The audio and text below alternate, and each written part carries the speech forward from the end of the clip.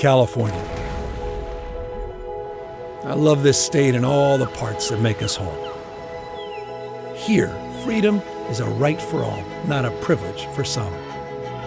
That freedom is why people come from all around the world, from every conceivable background and walk of life, for every possible reason, to realize the California dream. A place where with hard work and a helping hand, anything is possible. I don't just believe it, I've seen it.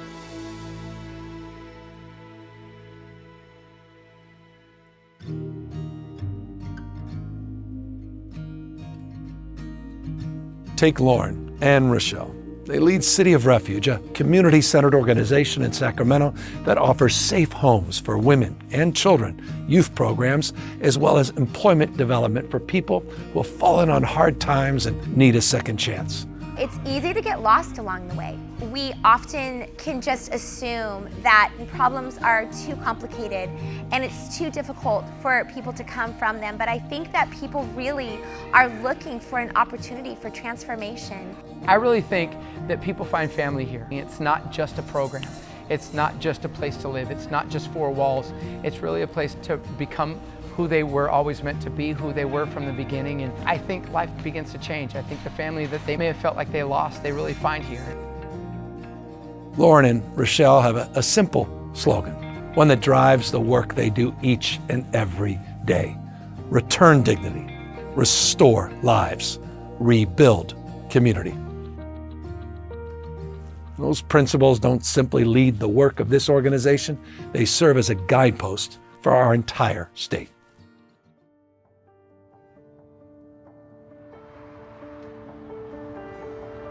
We're restoring peace of mind. Californians want to feel safe in their homes, on their streets, and in their communities. That's why we've been hard at work bolstering local law enforcement to investigate and solve crimes quicker and better, prosecuting organized theft rings, and getting guns and drugs off the streets. Our entire way of life, our freedoms, our peace, depends on those fearless, faithful few determined to protect it. Dedicated servants like our California Highway Patrol officers.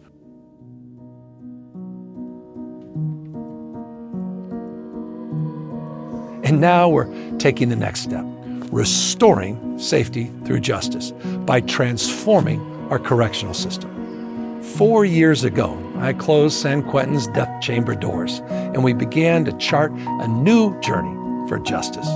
By 2025, this maximum security facility will transform into a center of rehabilitation and education, aimed at improving public safety and reducing recidivism rates throughout the state.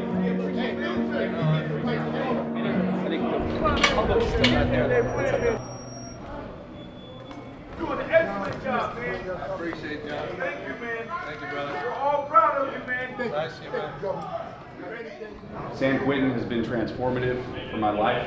I'm a whole new person now because of the opportunities that your administration, your organization, your advocacy work does here. Okay. Yeah, just know you're not wasting your time. I'm telling you. Yeah, so this is paying off and this is cool. Trust me. Yeah. Yeah. All right. So keep it up. Okay. Yeah, don't. At the core of this effort is teaching people leaving incarceration how to return to their communities. We want to be able to bring guys down here and educate them on filming, on editing, and so upon release, they'll be able to have a career out there, right? And thus, keeping the recidivism rate down low. We don't want guys reoffending. We want guys to succeed out there. If I get a job out there, and especially something that I love doing, why the hell would I want to come back in prison? This is about asking ourselves a fundamental question. What are the community's needs? How do we serve the community? Knowing that 30,000 people every single year come out of our system, 30,000 through CDCR every single year, cycling back out into the community. That's reality. And how are people coming back? Are they ready to reintegrate in society? For us, this is about real public safety. This is about keeping communities safe. This is about getting serious about addressing the issue of crime and violence in our state. For many, places like Planting Justice offer meaning and purpose, a chance to heal, and a drive to change for the better. I've been to San Quentin 3 times. A lady from my community that's been seeing me hustle all my life grabbed me by my ear and told me about this place. And I've been here ever since. This place has brought a lot of good things to the people that's fresh out of prison. I help out my community that I helped tear down before. I was incarcerated for 16 years. Planting Justice changed my life because I didn't know if I was going to get a job because of my background. So Planting Justice allowed me the opportunity to be hired before I got out. And they told me, just because you've been incarcerated doesn't mean that you can't do this. Here, former inmates like Saul and Otis are shining examples of how we can empower people with the skills and resources to not just survive, but to thrive. This is why I'm out here, and I'm showing with my actions that I could be a different person and that I could continue to make amends to my community and make a change. In order for seeds to grow, there needs to be fertile soil. And in order for a home to be built, there needs to be a solid foundation. That's why Californians are demanding accountability and results when it comes to housing and the mental health crisis. We're no longer settling for the status quo. In California, we're using every tool in our toolbox, including the largest ever deployment of small homes in the state to address the homeless crisis and housing and treatment crisis head on, providing money to cities and counties with new accountability measures, cleaning up our streets and transforming public spaces.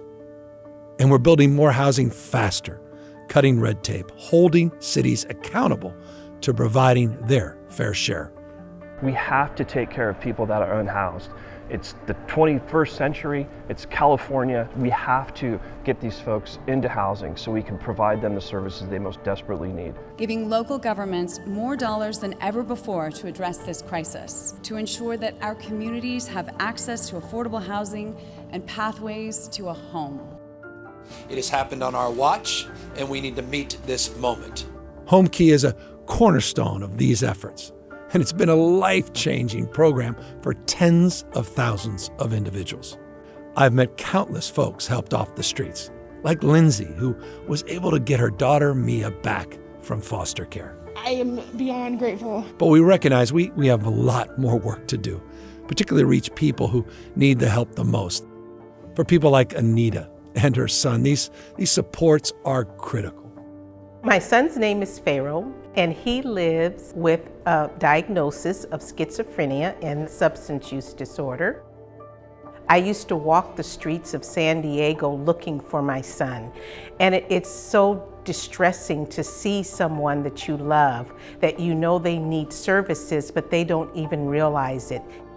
I just know that there will be more things in place where my son doesn't have to hit that bottom before he receives the services he needs. Those who are the most ill should not be at the back of the line. We can and we must do better. And we must support our veterans, who sadly continue to face too high a risk of homelessness. How does that even make sense? That's why we're rebuilding our system of mental health and behavioral health, placing a new measure on the 2024 ballot that will finally deliver on the commitment made more than 60 years ago when California began the process of closing down its mental health institutions amid a promise to provide more humane, community-based care that never materialized. Providing more critical support for those who are sick and or suffering, treating them with respect and compassion, at the same time making our communities safer for everyone. Safety includes our health and well-being. We all know the importance of protecting the health of those we love. We also know the costs to the individual when mental health and trauma go undiagnosed and uncared for. As healthcare costs continue to rise and Big Pharma looks to turn an ever exponential profit, we must return to a system of common sense healthcare where trauma-informed care, mental well-being, and essential medicine do not bankrupt people for getting sick. We're expanding access to healthcare, regardless of immigration status, the ability to pay or pre-existing conditions, and lowering the costs of coverage by reducing premiums. On my first day in office, more than 4 years ago, I took action to bring down the cost of prescription drugs by leveraging Californians' market power. And now that work will soon be realized. We're bringing $30 insulin to all Californians. There are people who are paying thousands of dollars a month for a vial that's literally like this big. People are deciding whether they are gonna buy groceries or they're gonna buy their insulin. I've been living with type 1 diabetes since my freshman year in college. Insulin is literally my lifeline. My pancreas doesn't produce any insulin, so eventually I would die without insulin. It's simple. People like Nikita should not go into debt to receive life-saving medication. No one should die in this country because they can't afford access to medicine. It's going to happen, and we're going to do right by the people of California. I'm really proud of it. There's no state in America, none, period, not one, that comes close to doing what the state of California has done on healthcare. What's just as important as ensuring our children can have access to life-saving healthcare? Ensuring they can have access to high-quality education. Yes, across America, education is under assault in states from Tennessee to Texas, Arkansas to Florida. Book bans, speech suppression, silencing and othering students and parents. And America is talking about censoring education. Attacking, vilifying, and demeaning teachers, educators, and librarians. Demagogues demonize the everyday heroes of the classroom who have devoted their dreams to helping kids achieve theirs. We won't stand for it. In California, we're transforming education from pre-kindergarten through college and beyond, empowering students and families with more supports and more choices. We've created a brand new grade, transitional kindergarten for all. We're enriching before and after school programs, and we're providing universal, free school meals for every single child. There's kids that used to be a little more picky about what they would take for lunch based on cost or how much money they had on their meal card for the week or the month. So they would choose, like, I want to eat on this day because I only have so much. And so it's nice to be able to offer it no matter what kind of walk of life they're in. Through our farm to school programs, we're going one step further to ensure those meals are fresh, nutritious, delicious, and locally grown. And this is big.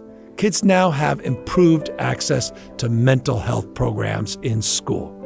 The impact on our kids, our parents, and our teachers is transformational. You see it firsthand at community schools like Greer Elementary and Encina High. Here, students get the resources and support they need to learn and thrive inside and outside the classroom. Honestly, it feels nice coming to school knowing that I have a person I feel comfortable with and to talk to. I've been trying to get people to understand that therapeutic spaces are meaningful and valuable, and just to have the state support knowing that this might really be happening for our students and families is unbelievable. And it's mentors like Coach Omar who help guide students through every challenge, reminding them that they're not alone. I got put in some times that, kind of threw me off the rails a little bit.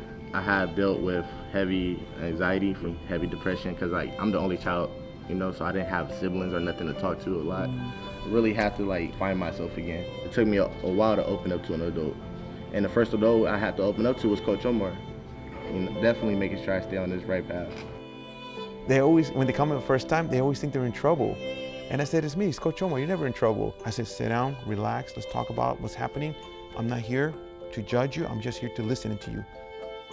I want to make sure they get seen and all that. We're here highlighting wellness and trauma-informed support and mindfulness. And we couldn't be more proud of this being a model and example of what we want to see in every school all across this state.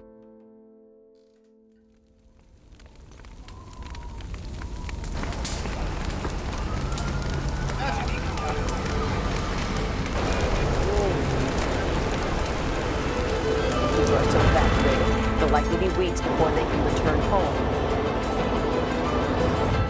What kind of future do we want to leave our children? One of boundless opportunity?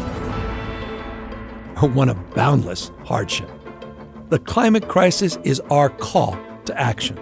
Mother Nature's screeching warning sign that our children will face unimaginable hardship if we don't act. Heat waves, severe drought, deadly wildfires. In just the past few years alone, we've seen whole communities nearly wiped off the map. Greenville, Paradise, Grizzly Flats. And if you don't believe in climate and you don't believe in science, you believe your own eyes. 3 towns in California have been burnt to the ground. They're all wiped off the map. Lifestyles, traditions. California communities are resilient, but it's up to us, all of us, to take action now for our children, for all of humanity. And that's exactly what we're doing. Together with the legislature, California is taking the most aggressive action on climate our nation has ever seen. We're cleaning up the air we breathe, helping communities access safe drinking water.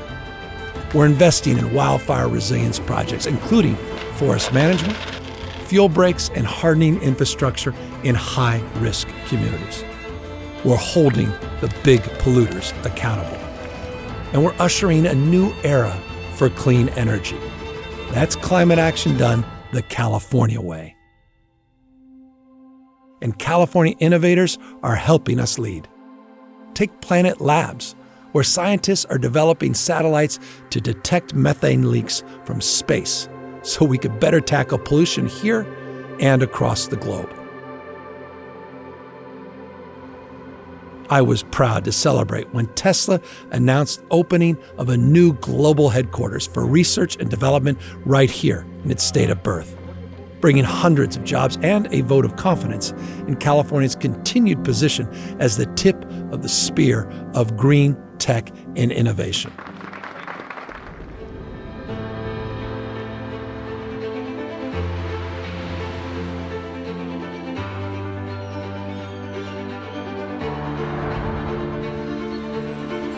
From clean energy to protecting reproductive freedom, from tackling encampments to prioritizing mental health, from providing free meals for students to fundamentally rethinking incarceration, to manufacturing our own affordable medication and reinventing public schools.